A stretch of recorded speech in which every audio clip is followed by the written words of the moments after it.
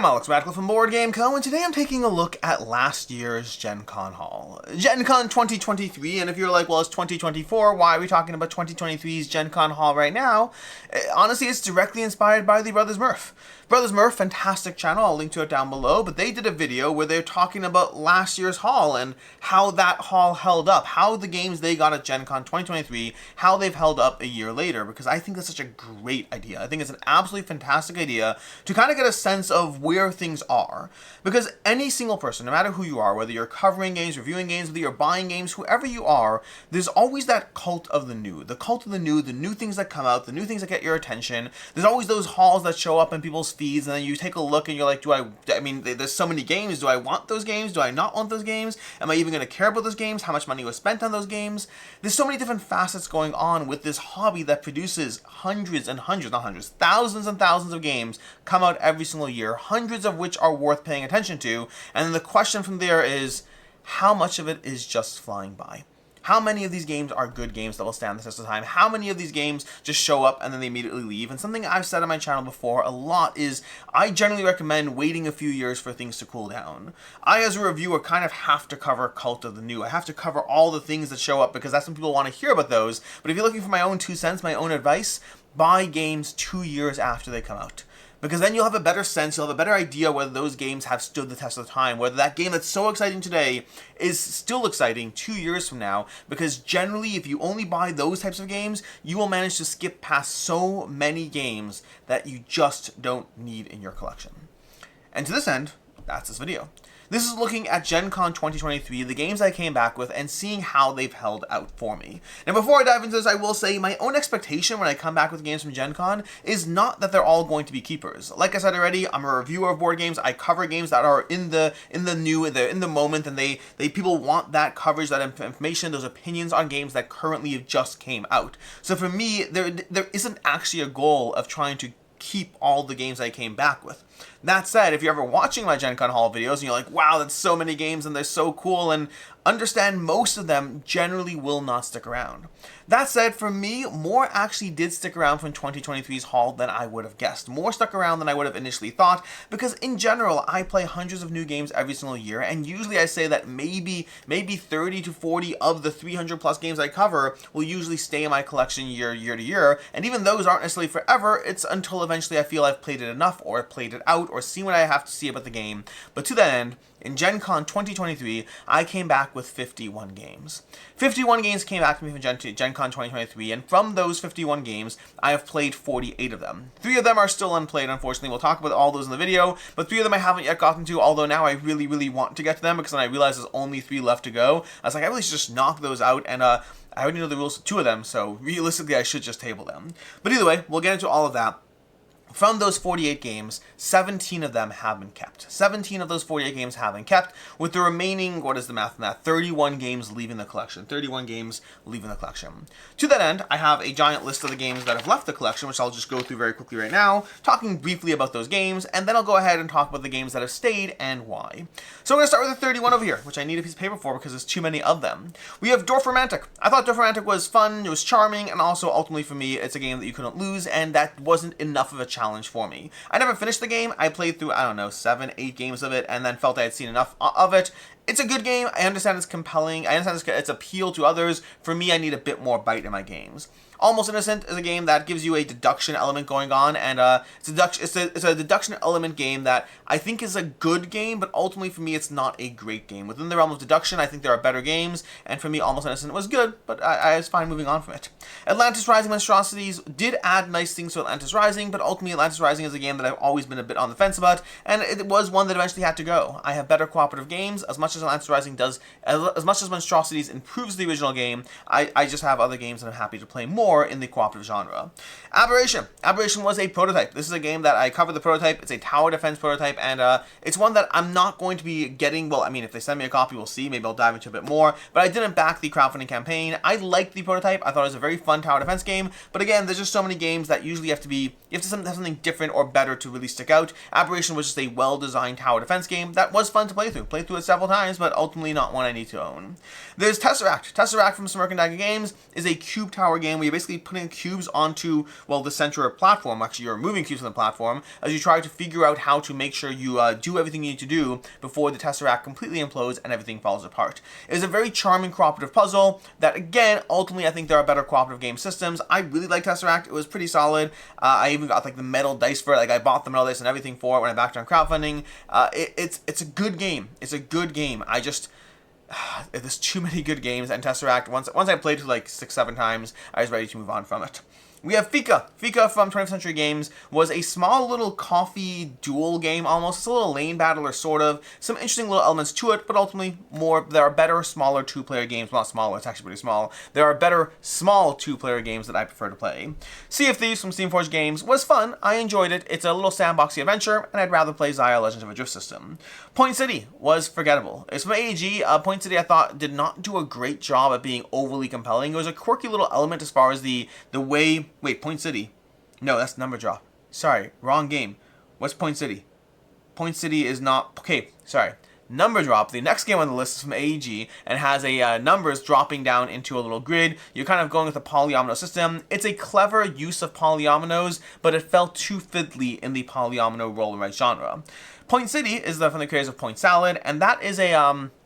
That one was a fun Splendor adjacent game that I think I don't need to own. There are many, many games in the Splendor type of formula, tableau, whatnot. Currently, I think Comic Hunters is the one I like the most, but all of them are a little light for my personal tastes, and they've all been done in various ways. I enjoy Point City. I wouldn't turn down a game, but it doesn't need to be in my collection. Deep Dive. Deep Dive, also from the same creator as Point City, is a push your luck game. It's a push your luck game that is basically has you going deeper into the ocean, trying to see how far you can go to get better tiles, or alternatively just rise to the top and keep the tile you have. It's fun. It's push your luck. There are better push your luck games. I think I would say it was overly complicated for the level of strategic depth. There are games that are simpler or more strategic or have more strategic depth, and this one felt in a weird middle space. But still fun, just not amazing. Tucana Builders from, I want to say Matago, Surf and Maple or something, I don't know. Tucana Builders. Tucana Builders is a building off the Tucana, whatever you call it, Rose of Tucana or whatever, I can't remember the name of it, but the other Tucana game. But Tucana Builders is a totally different tile laying game. I actually liked the game. I hated the scoring. The second that Tucana Builders goes on Board Game Arena, I will happily play it a lot. I genuinely enjoyed that game, but trying to track the scoring and trying to make sure you had it all down, I felt was overly tedious and complicated and made the whole experience just not worth it for me.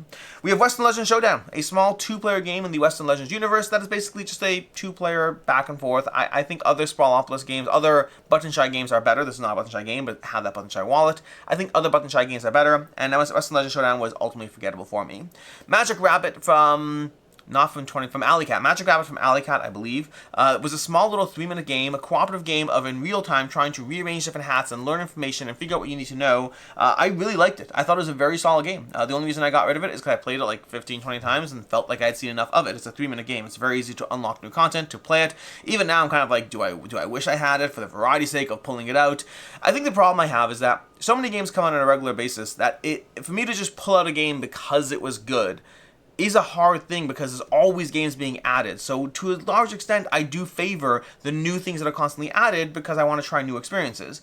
A game has to really be good or really kind of move its way into myself, my family's, my game group's lexicon of games to really be pulled out. I felt Magic Rabbit was one that once I had played out, it would go onto the shelf of games I want to play and ultimately don't. That's always a large shelf of games. We have House of Cats. House of Cats also from Alley Cat. That is another one that was a polyomino roll and write game played across 5 campaigns, 5 missions, 5 different variants to it. I thought it was fine. It was a fine game in the roll and write genre. I thought it was enjoyable. I played through a bunch of the maps, and then I moved on from it.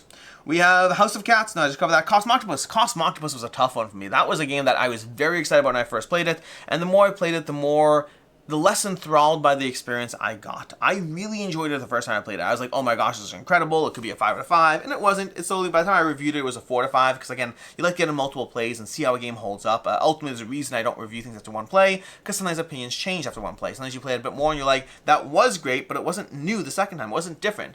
And it's weird. And I can't wrap my head around why I feel this way about Cosmoctopus. Because there's so many cards that I feel I should feel it's different.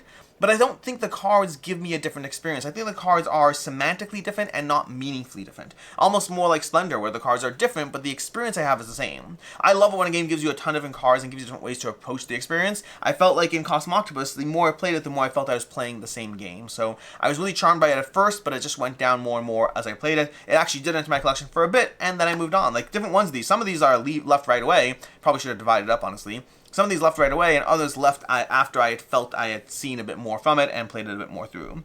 Spellbook. Spellbook was one that I liked but didn't love. I love the premise of Spellbook. I think it's a good premise for the game. It's a small little game about trying to gather spells and then optimize your way towards victory with a combination of abilities. I think there are too few different levers to execute on when you're trying to figure out how to get points, and so all the cards felt a little overly samey as you played through it. It's another one that I enjoyed, but the more I played it, the more I felt I had seen all I needed to see. It's one that if they come out with an expansion, I'm kind of going to want to get the base game back to try the expansion. It depends what the expansion does. I think they need like another element in the game. They need another factor to toy with as you play through the spells and abilities. Dogfight. Dogfight was an okay game. It's my least favorite in the series of games from Blitzkrieg, Caesar, and then Dogfight. And because it's my least favorite, it didn't stick around. Applejack from Stronghold Games was designed by Uwe Rosenberg. Similar system to Framework or Nova Luna. No, not Nova Luna.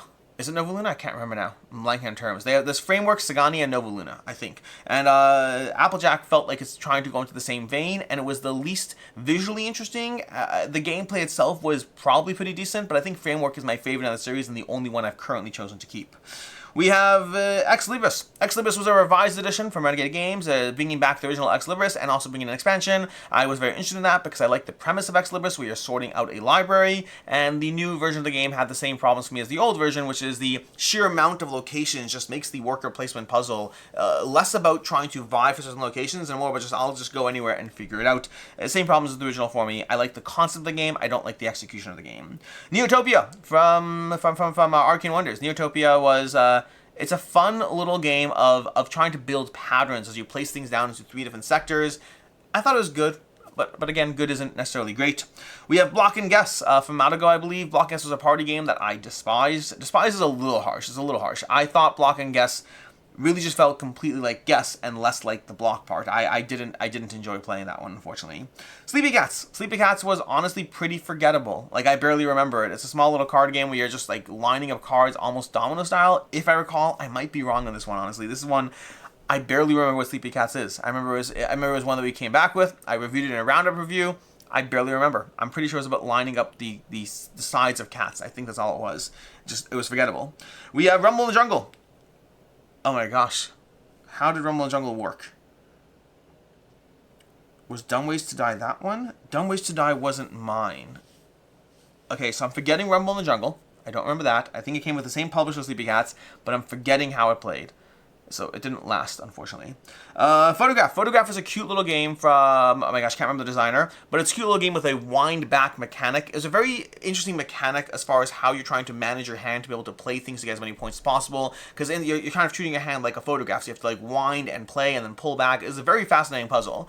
The core experience, ultimately, I didn't think that was that compelling. I thought the puzzle was compelling, but the actual things you're doing with the cards themselves felt a little too chaotic, a little less control than I would ideally like. We have Everything Ever. Everything Ever is a party game from, I can't remember the publisher, Floodgate, I believe. Everything Ever has you constantly just naming different things. So you're like, oh, best babies, or, dictators, or movies, and you just have to keep naming things. To me, it's a game that's liked, and I can't really figure out why, unfortunately. I really can't. Like, to me, it just feels like an exercise in who can keep going the longest. It doesn't feel fun to me. I don't like Everything Ever, but it is well liked, and I am baffled by that distinction. Dumb Ways to Die. I just realized I didn't actually play this, and this technically might still be around. I think that was one that Meg brought back, and that wasn't coming from me. So this technically should be in either in the unplayed or in the Meg Kept category. We have Rubber Rally. Rubber Rally was... I came back with that one, Rubber Rally. I reviewed that one. I already played Rubber Rally. I want to try it again. They came with the newest version of it. I played it. It was as good as I remember, but I think I prefer Mechs and Minions as my game in that genre. So Rubber Rally I played, I covered, I moved on from, and I have Mechs and Minions still. Starfighter's Rapid Fire. Another one from Alley Cat is one that Starfighter's Rapid Fire had you basically almost semi-real-time, well, real-time, the real-time elements to it as you roll dice and assign dice and your ships move through space. It's a cute little system. It wasn't fun enough. It was just more chaotic. It was a good game to play a few times, not one that's compelling enough to keep.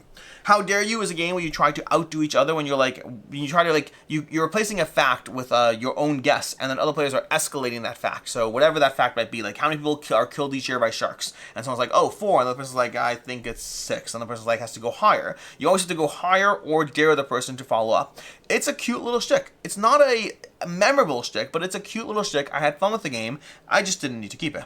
And lastly, we have Acquire from Renegade, another one from Renegade that was another redone version of an older game. I like Acquire. I played Acquire. I was happy to cover and review Acquire, and I don't need to own Acquire. My favorite game in that genre is Indonesia, and unfortunately, I don't even have that anymore because I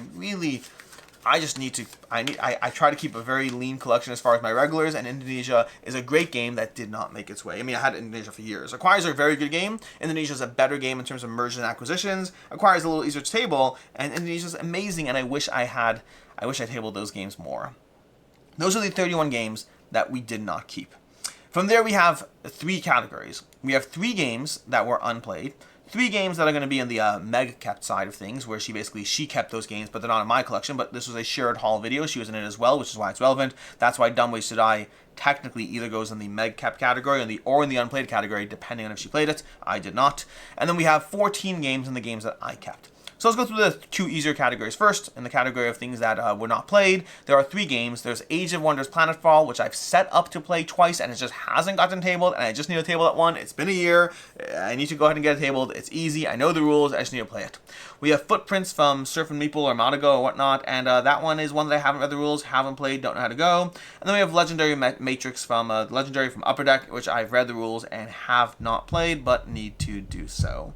So those are the 3 in the not played category. I want to play all of them. They should be pretty easy. It just hasn't happened. I've gotten most of the games to the table.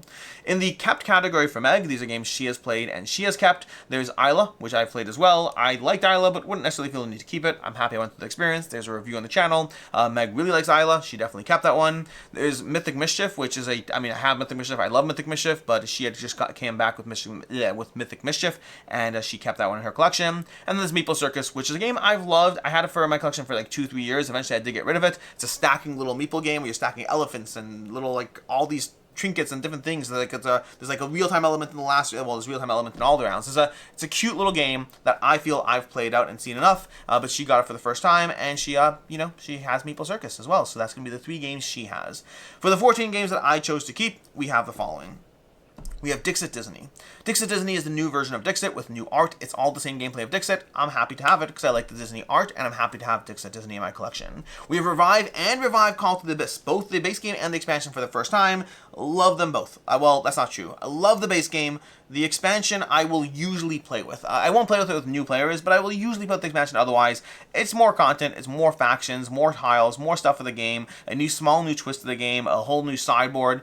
Overall, I think the expansion is a good enough expansion that I'll usually play with it when I'm playing with people who know the game. That's going to be Revive, but it's a fantastic game. I love it. We have My Island. My Island, I'm still unsure on it. It's almost certainly going to be leaving the collection eventually. I just haven't finished it yet. I'm like, I don't know, 16 games in, 15 games in, I'm some stupid number into the system. There's a 24 game series. I like My City better. My Island has not been compelling enough, but it's compelling enough that I play like 15 games, so I'm having fun with it. There's fun and there's fun, and My Island is in the fun category, so that's My Island. Eventually it will leave, so I don't know whether it should be here, but for right now it's here until I finish playing through it. We have Splito from 20th Century Games. This is delightful. I love Splito. It's one of my favorite little goal games, where you get a goal, you get some cards to fill that goal, you try to figure out the best way, and then you share points with your neighbors. It's an excellent game. Highly recommend this for a fast, fun-paced filler game experience. We have Mythic Mischief Volume 2. Came back with that one as a prototype, so I came back with Volume 2 as a prototype from Ivy Games. I love Mythic Mischief. Volume 2 is an easy conversation to add to my collection. I'm still waiting on the final version. I think there are 2 prototypes in this whole conversation. There was Mythic Mischief and Aberration. There might have been more, but I think those are the only 2. But yeah, I love Mythic Mischief Volume 2. It's going to be sticking around for quite some time when I get the final copy. But I still have, that's the thing. Mythic Mischief is one of the games that the original prototype and the new prototype for Volume 2 have been on my collection shelves. They're games I hold on to. They're games I keep. They're not games that, like, even as a prototype, I've held on to them so that I can play with them because I love the systems. We have Waffle Time from AEG, which actually was one that I don't know. I'm kind of surprised it's still here. But Waffle Time is one that I liked it at first. It was a fun, compelling little, like, place some waffles down, score some points, have the whipped cream, then the score based on the various cards, and I keep going back to it with my kids. It's definitely a lighter one in terms of the point scoring optimization games, but it's very compelling. It's thematic. It's almost like I compare it to Charcuterie, a newer title from 3WS Games, and both of them have a very strong gateway appeal while giving you a lot of gamer considerations to be mindful of. That's going to be Waffle Time. We have Lorcana, which is still here. Now, my original hype for Lorcana has certainly gone away. I was very into Lorcana as a concept when it first came out. I was like, finally, I'll try TCGs again. And then the unavailability at first of the game and the sheer cost of it kind of let me settle myself. I was like, I'll just wait. I won't dive into it now. And by the time prices had settled, I was like, I don't need to dive into a TCG. Now, I still have Lorcana. I have occasional starter sets in the various games. I have some extra cards here and there. It is a fun system that I enjoy, but it's not one that I commit to. It's one that I just happen to have on my shelf. Like, hey, my kids like Disney as a theme. Why not? We'll play through some Lorcana. Now, I do have, actually, in Gen Con 2024, I came back with the Lorcana's Gateway Introduction set, and that is one that I do plan on going through just to see how that ramps you into the system. But again, Lorcana for me will be a passing interest. It'll be one that I probably will keep the stuff I have, but it's not one I'm going to heavily invest into because I just don't want to get sucked into these TCG experiences. We have Sky Team. Sky Team is delightful. It's a great game. It's a cooperative two-player game. Won all kinds of awards. It's a great, excellent experience that is going to make Hachette a lot of money over the following years. Is it Hachette? Scorpion Mask. Scorpion Mask, a lot of money over the... I think they have something to do with Hachette, I believe. But either way, it's going to make them a lot of money because it's a very popular two-player dice rolling game with lots of different ways to mix up the experience. Also well playable on BGA. I do like this one more in person. Some games I find like BGA is great. Other games I want that in-person experience, and Sky Team is definitely one of those games. We have That's Not a Hat, which you can actually expect to see a review coming up of that one shortly. I got it at Gen Con last year, but I didn't actually play it yet because I think if I recall correctly, I came back with a That's Not a Hat small demo set. I never actually got the final game. I finally got the games because I like That's Not a Hat. I've played it several times over the past year, and I really like the game. So I finally came back with those new copies of That's Not a Hat in the Gen Con 2024 haul, which is why they'll be reviewed now, but I've already played it as far back as last year. I just never got around to reviewing it. But it's still around, still like it, and it's a great little party game.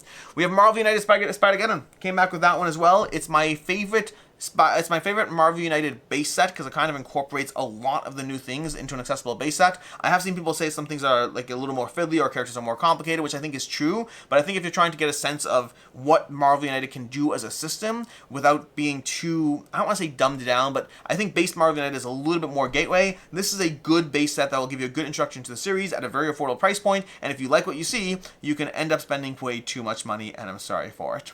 We have Lost Wounds of Arnak, Missing Expedition. Love it. I love everything to the Lost Wounds of Arnak. I hope they continue to make content for years to come. And yes, I hope they come out with a big box at some point so I can store it all properly, because right now I can't anymore.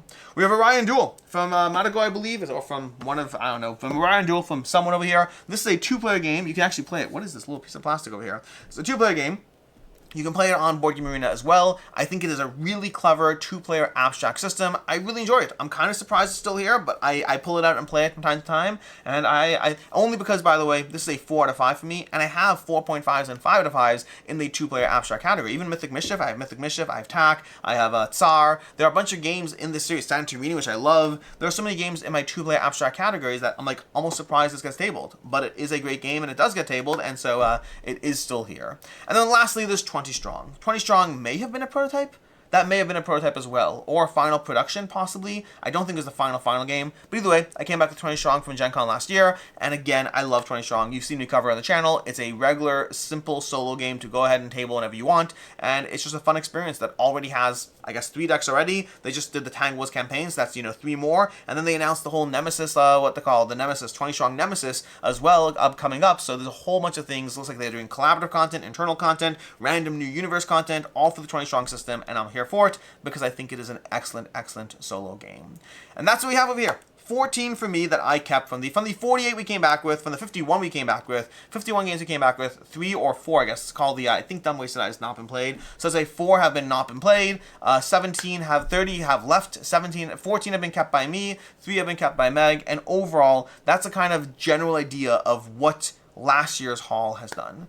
Now again, in my case, I don't expect all games. Even the 2024 haul, I would assume that most of those games will be gone by next year. I'm going to do this every single year. I think it's a great way to kind of look at the wave of hype that comes through and get a sense for how many of those things even settle. Because for me, if I have 14, again, let's count those other 3. If we have 17 from the 48 that we played kept around, that's a third of those games that were here a year later.